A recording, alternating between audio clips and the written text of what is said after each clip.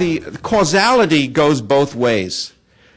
Immigration impacts federal spending, and as I pointed out in these details, it's not just the big programs that everyone talks about, like Medicare or Medicaid, actually, or welfare. There are many other programs. Indeed, all departments are impacted by immigration to some extent.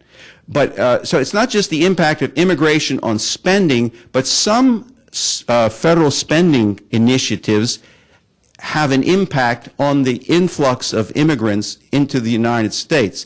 One of them that is very rarely discussed are agricultural subsidies. I mean, Department of Agriculture spends billions of dollars a year propping up agribusiness in the United States. And that's great for farmers, and that's a political third rail, almost like Social Security. You can't touch that because farmers are very well organized. But in the process of subsidizing American farmers, we have put Mexican farmers out of business because they simply can't compete with American farmers that are receiving these subsidies.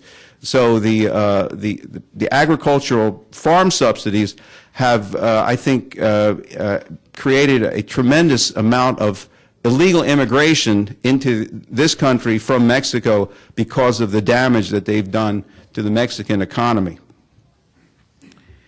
And similarly, the Department of Commerce has an initiative called the Security and Prosperity Partnership. SSP is the acronym.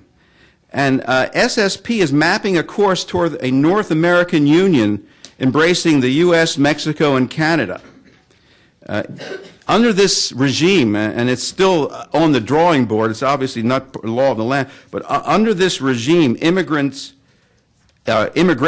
would be allowed without limit.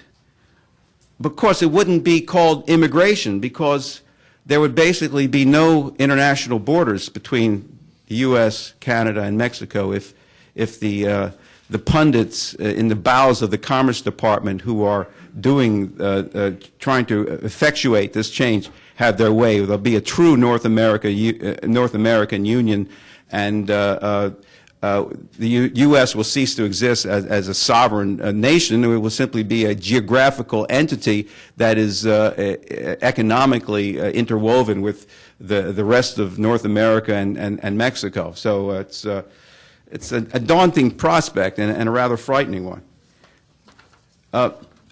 The bottom line is $346 billion. That's my estimate of what immigration costs the federal government.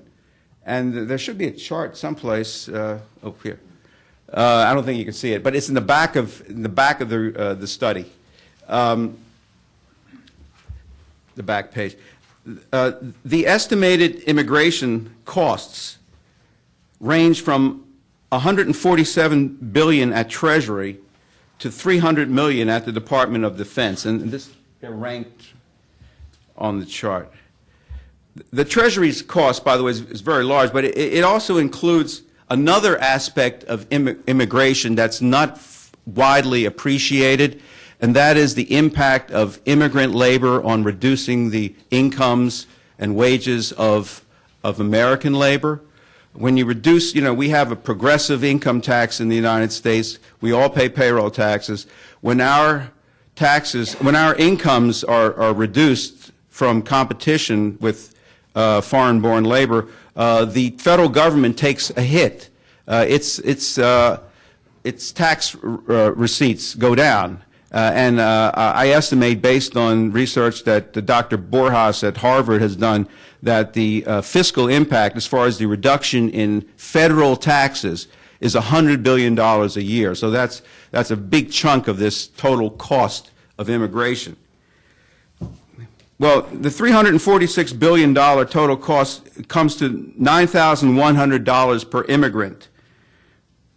Or if there are many ways of framing this, $9,100 per immigrant is equivalent, if you spread it over the number of native households in the United States, that comes to a $3,500 imposition on every native household in the United States. Now,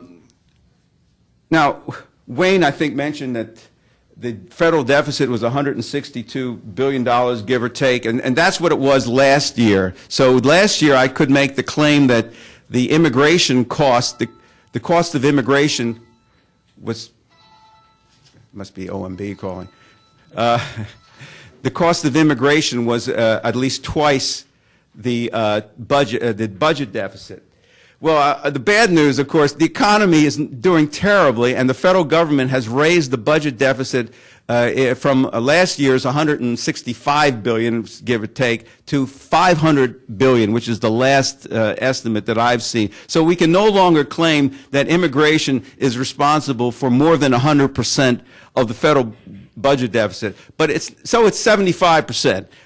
That's I think we would all be happy if we could relieve ourselves of 75% of the current federal budget deficit. Well, I mean that all begs the question.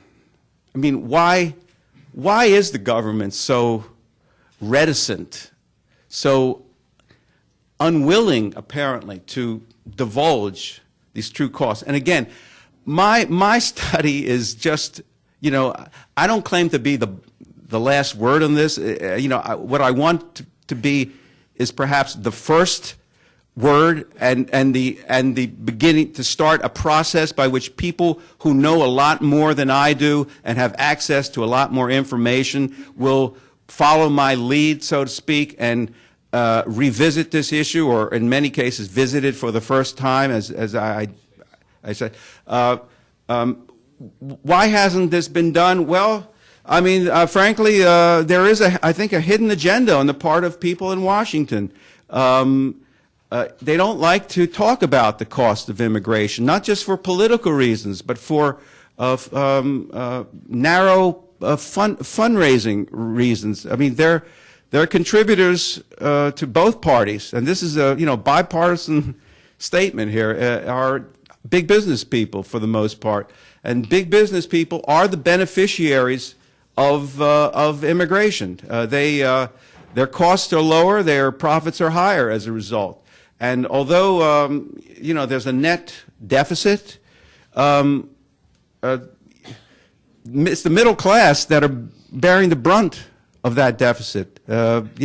George Bush has certainly taken care of his cronies and with tax cuts, so they will be buffered from the impact of $346 billion in additional federal spending each year.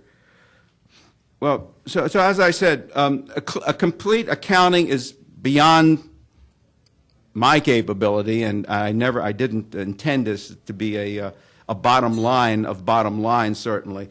But my goal, is to increase awareness within the government and among citizens of the myriad ways in which immigration increases the cost of government, and how government policies can in turn increase immigration.